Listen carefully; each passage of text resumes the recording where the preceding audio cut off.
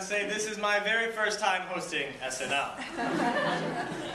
Now I see a lot of first years in the audience, so I want to set some ground rules. You'll see there are lots of beverages in the back. We want you to enjoy them and indulge yourselves. However, remember two things. Please, one, keep your hands to yourself. Two, keep your clothes on. No one wants to repeat poetry. So I'm sure some of you are wondering why I'm up here. There must have been so many other options of who could have hosted SNL. Truth be told, I know I was not the first choice. So I know we went through several options, so I'll just give you an idea of those. We considered asking the new Dean of Admissions, but then we realized that no one knows who she is or where she is.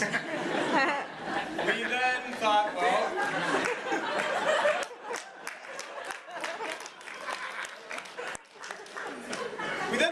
we'll ask Dean Moscoso.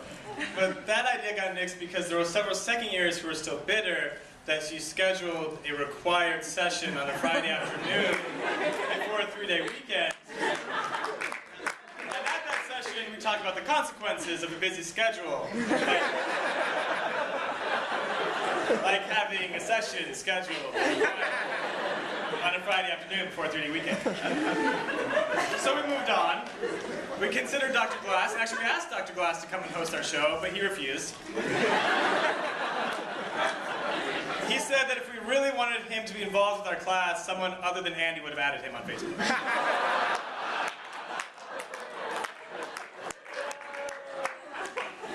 So we moved on down the list. We decided we'd keep it in-house, so we thought we'd ask Jasper. But unfortunately, Jasper was in the custody of the mall cops because she was detained for underage loitering.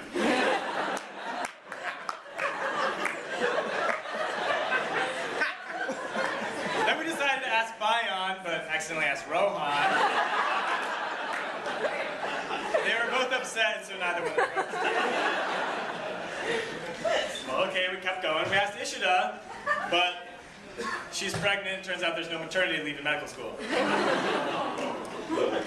So we moved on again, and we asked David Qualls, but Valerie wouldn't let him.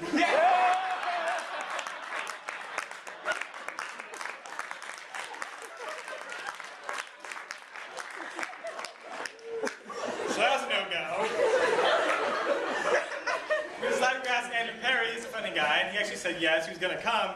Then he saw the weather forecast and thought that a chance of snow and 20-degree weather was the perfect weather for nude skiing. So he ended up with me.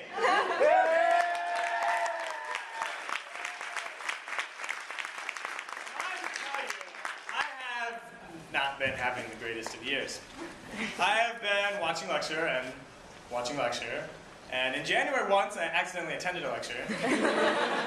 I thought it was a patient presentation, but it turns out there's a patient for 5 minutes at the end. So I've been watching lecture and then watching some more lecture, and I added it up, and since January in the second year curriculum, we have had 129 hours of lecture, slightly broken up by 35 hours of small groups, hospital sessions, team activities, and catheterizing plastic penises. Fortunately for me, I stay home most of the time.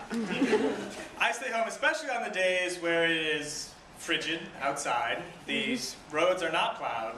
The news tells me to stay home, that most of the city of St. Louis is closed, the Danforth campus is pretty much closed, but first and second year lectures march on. And on those days, I sit in my bed comfortably in my pajamas and ignore the 5, 10, 15, maybe 20 emails and or texts that I receive from Wisdom Alerts and the deans explaining that there may be, is, or was inclement weather. Oh, and by the way, did I receive the last 12 communications? And I've never really heard anyone express great enthusiasm for the technological capabilities of WashU. But I've heard some specific complaints in the last week. Because you see, the second years are scheduling their third-year clerkships. And the third-year clerkships are scheduled through a program called ESS. And I would love to tell you more about ESS, but after 2 hours of presentations and 3 handouts totaling 39 pages, all I have concluded is that I will never understand it. But I decided to ask some classmates what they might have thought. So, Here are their responses. Francis Dang says, the whole system is far too low yield.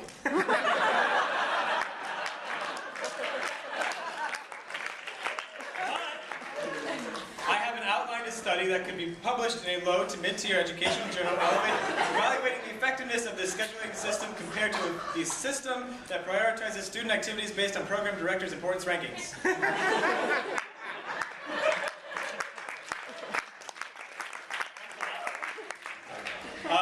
Miles says, it's great.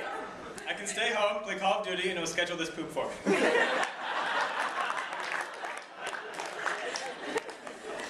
Mo said, the programming language is really old, but I already wrote my own program that will fill out the form and ensure that I get one of the coveted pathology selectives.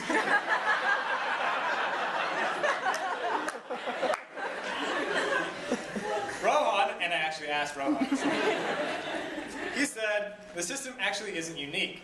The strategy involved is exactly like Twilight Imperium, which is one of my favorite board games. I only wish there was an avenue for more aggression toward other players.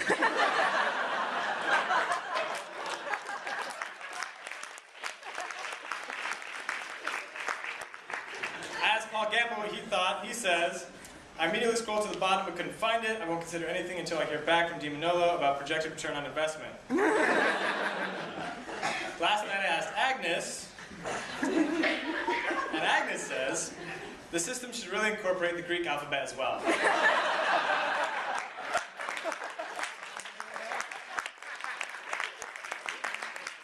really need those characters to fit in on my book.